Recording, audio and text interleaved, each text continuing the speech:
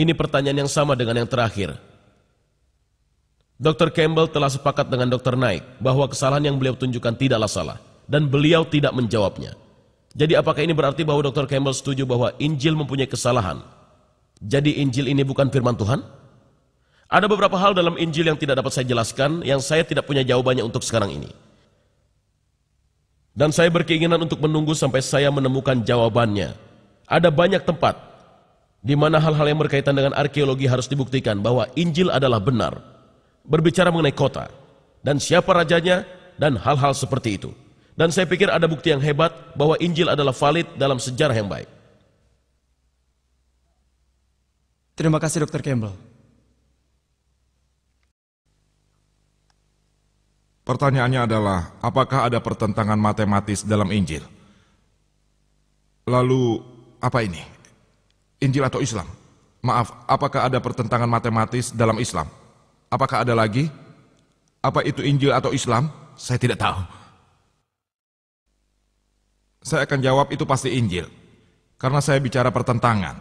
Mengenai Islam, dalam Quran surat An-Nisa surat keempat ayat 82, "Afala yatadabbaruna al-Quran walau kana min indi ghairillah lawajadu fihi ikhtilafan katsira." Apakah mereka tidak memperhatikan Al-Quran? Kalau kiranya Quran bukan berasal dari sisi Allah, tentu mereka dapat pertentangan yang banyak di dalamnya. Mengenai banyak pertentangan dalam Injil, 5 menit tidak cukup. Walaupun mereka memberi 5 hari itu sulit. Saya akan menyebutkannya sedikit. Disebutkan dalam Raja-Raja 2 bab 8 ayat 26. Bunyinya bahwa Ahazia, dia berumur 22 tahun ketika menjadi raja. Tawarik 2 bab 2 ayat 2 mengatakan dia berumur 42 tahun pada waktu ia menjadi raja. 22 tahun atau 42 tahun? Pertentangan matematis. Lebih jauh lagi, dalam Tawarik 2 bab 21 ayat 20 dikatakan, Yoram, ayah Ahazia, dia berumur 32 tahun pada waktu ia menjadi raja dan 8 tahun. Ia memerintah di Yerusalem. Ia meninggal pada umur 40. Tiba-tiba Ahazia menjadi raja berikutnya pada umur 42 tahun. Ayahnya meninggal pada usia 40. Bagaimana mungkin seorang anak berusia 2 tahun lebih tua daripada ayahnya? Percayalah, walaupun itu di film-film Hollywood, cerita itu sulit untuk dibuat.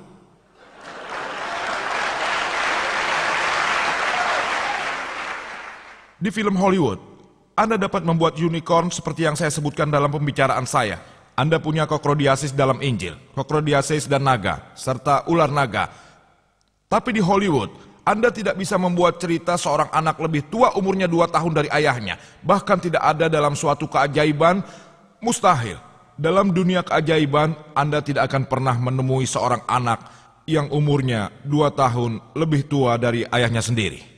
Lebih jauh jika Anda baca, disebutkan dalam Injil Samuel 2 bab 24 ayat 9, orang-orang yang terlibat dalam pertempuran diberikan daftar orang-orang ini dalam Samuel 2 bab 24 ayat 9. Dikatakan bahwa orang-orang yang terlibat dan ikut ambil bagian adalah 800.000 orang Israel dan 500.000 orang Yehuda. Jika Anda melihat bagian lain dalam kitab Tawarik 1 bab 21 ayat 5 yang menyatakan 1.100.000 orang yang ambil bagian dalam medan perang dari Israel dan 10.460 orang Yehuda. Apakah 800.000 orang yang ambil bagian orang Israel atau 1.100.000? Apakah 5.000 orang Yehuda yang ambil bagian atau 10.460 orang? Pertentangan yang jelas. Lebih jauh lagi disebutkan dalam Injil. Dalam Samuel 2 bab 6 ayat 23 bahwa Misal binti Saul tidak punya anak laki-laki. Samuel 2 bab 21 ayat 8. Misal binti Saul punya 5 anak laki-laki.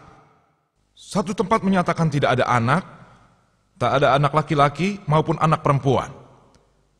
Sedangkan tempat lain menyatakan 5 anak laki-laki.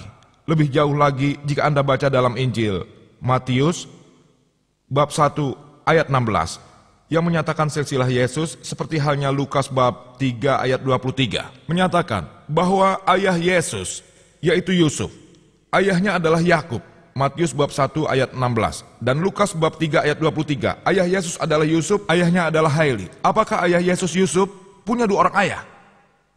Bagaimana Anda menyebutkan orang yang punya dua ayah? Apakah Haili atau Yakub? Pertentangan yang jelas. Terima kasih Dr. Nick.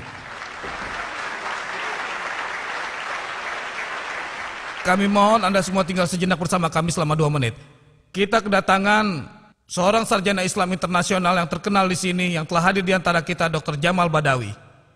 Dan atas nama Badan Penelitian Islam, merupakan suatu kehormatan bagi kami kalau beliau berkenan melantik atau meresmikan buku yang baru saja ditulis oleh Dr. Zakir Naik, The Quran and Modern Science, Compatible or Incompatible. Kepada Dr. Jamal Badawi, kami persilakan untuk meresmikan buku yang baru saja diterbitkan dan dicetak beberapa hari yang lalu dan dirilis di sini, di Chicago, dalam sebuah peristiwa yang tepat.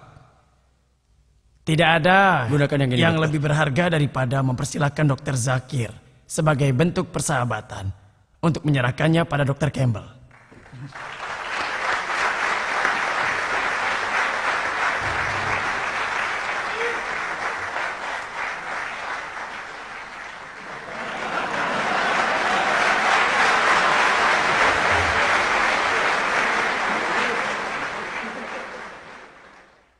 Karena kami mempunyai salinan yang terbatas, jadi kami mohon ini hanya diperuntukkan bagi para tamu non-muslim untuk datang kemari untuk mengambil salinan ini jika tertarik sebelum meninggalkan auditorium ini.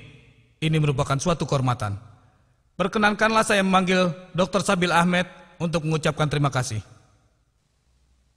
Atas nama Persaudaraan Islam Amerika Utara IGNA, saya sangat berterima kasih atas kesabaran Anda dan para tamu yang terhormat yang memberikan penampilannya yang terbaik bagi kita semua yang ada di sini. Subhanakallahumma wa bihamdik wa asyhadu an la ilaha illa anta wa astaghfiruka wa natubu ilaih. Assalamualaikum warahmatullahi wabarakatuh.